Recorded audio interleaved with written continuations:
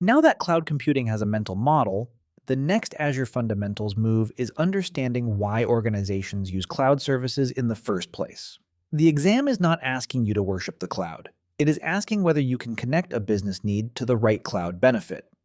When a scenario says uptime, demand spikes, failure recovery, predictable spend, compliance standards, or repeatable operations, it is usually pointing at a benefit category. Imagine a small training company running online certification courses. During registration week, traffic spikes. During normal weeks, demand drops. The site needs to stay reachable, costs need to be forecast, and resources need to be secured and governed consistently. None of those requirements starts with a product name. They start with outcomes. The Azure Fundamentals exam wants you to recognize the outcome first, then choose the cloud concept that supports it. High availability is about keeping applications, services, and IT resources available when they are needed, even when disruptions happen. In Azure, availability guarantees depend on the specific service and are described through service level agreements, or ESALAs. The exam clue is reachability. If the scenario emphasizes keeping a service online for users, think high availability. Scalability means adjusting resources to meet demand. If traffic rises and the system is overwhelmed, you add resources. If demand falls, you reduce resources. This connects directly to a consumption-based model. You do not have to pay for maximum capacity all the time if the workload only needs that capacity sometimes. The exam clue is changing demand. The Azure Fundamentals exam often separates two scaling patterns. Vertical scaling means increasing or decreasing the capabilities of a resource, such as adding CPU or memory to a virtual machine. Horizontal scaling means adding or removing resource instances, such as adding more virtual machines or containers. Scale-up changes size. Scale-out changes count. In a question, that wording matters. Reliability is the ability of a system to recover from failures and continue to function. Cloud architecture can support reliable and resilient designs because resources can be distributed across regions and locations. But reliability is not magic. The cloud provides patterns and global scale.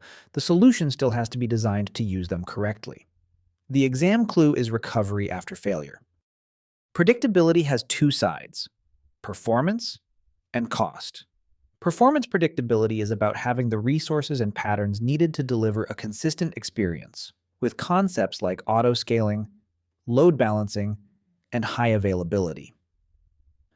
Cost predictability is about forecasting and controlling cloud spend by tracking resource use, monitoring efficiency, and estimating costs with tools like the Azure Pricing Calculator. The exam clue is confidence in future behavior. Cloud features can support security, governance, and compliance. Templates help deploy resources that meet technical and regulatory standards. Cloud-based auditing can flag resources that drift away from a baseline and suggest mitigation. Depending on the operating model, patches and updates may also be handled for you. The key is not that the cloud removes responsibility. It gives you tools to manage responsibility consistently.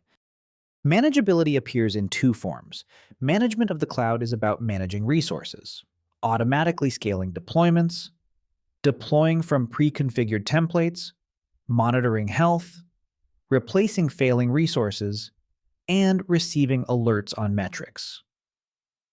Management in the cloud is about the tools you can use to manage the environment, such as the Azure portal, command line interfaces, APIs, and PowerShell.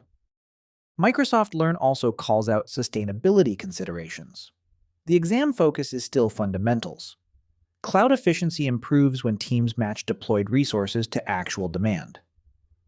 That can mean scaling down when demand decreases, turning off resources that are not in use, choosing efficient configurations, and using governance and monitoring to optimize over time.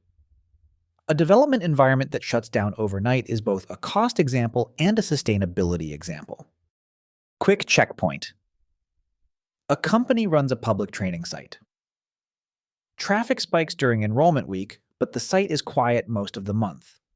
The business wants to handle the spikes without permanently paying for peak capacity.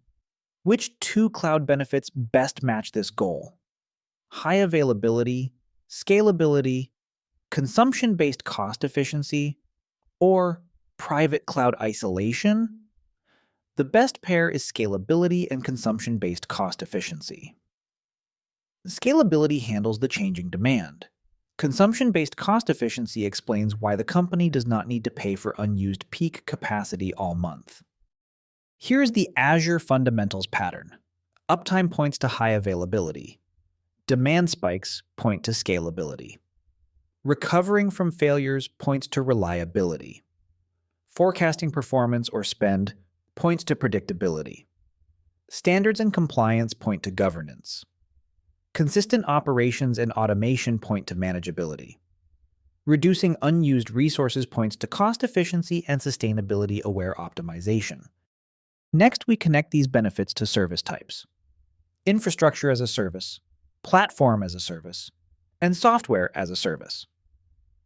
That is where shared responsibility becomes practical, and where the Azure Fundamentals exam starts asking which model fits the scenario.